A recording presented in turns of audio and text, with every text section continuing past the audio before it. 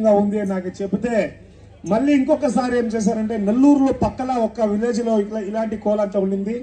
ఎందుకు ఇవంతా చెప్తానంటే మీకు చెప్తాను లాస్ట్ లో. ఈ తిరిగా అద్భుతంగా ఆ నెల్లూరు కార్యక్రమాన్ని పిలుచుకొచ్చి మా ఊర్లో ఉగాది ఉత్సవాలు చేసినప్పుడు మన చుట్టుపక్కల గ్రామస్తులు అందరూ ప్రతి ఒక్కరూ నన్ను ఆ కోలాటం చూసి అన్నా ఇప్పుడు మేము ఇది 50 ఏళ్ళ ముందు మన ఊర్లో పండ్ర భజన కోలాటలు ఇవంతా చూస్తూ ఉంటుంది.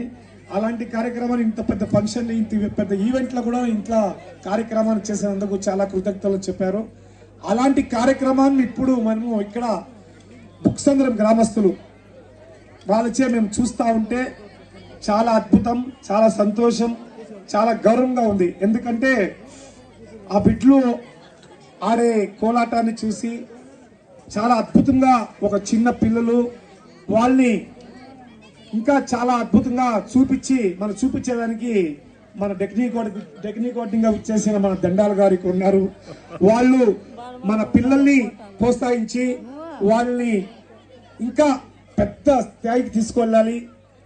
అలాగే వాళ్ళు యూట్యూబ్ లో మీరు పెడితే అక్కడ నేను ఎలా బుక్ చేశానో కరీంనగర్ వాళ్ళని మన పిల్లల్ని కొన్ని జాగాలు ఇంకా వచ్చి బుక్సంద్రం అనే గ్రామము, ఆ గ్రామంలో కోలాట ఉంది. కోలాట చాలా అద్భుతంగా చేస్తారంట.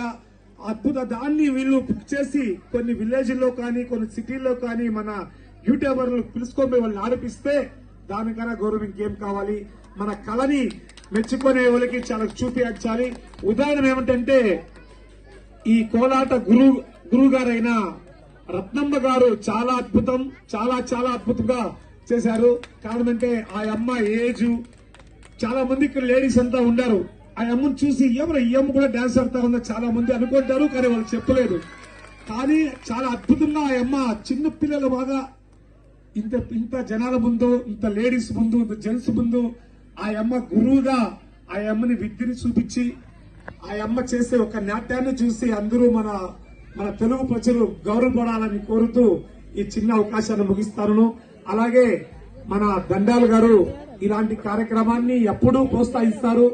మన తెలుగుని ఎప్పుడూ ప్రోత్సహించినందుకు వాళ్ళకి తమిళనాడు రాష్ట్ర చిరంజీవి సేన పరంగా మరియు తెలుగు ప్రజల తరఫున ప్రత్యేక ధన్యవాదాలు తెలుపుతూ ఇలాంటి కార్యక్రమాలు ఇంకా చాలా విలేజ్లో చేయాలి, అందరూ చూడాలి.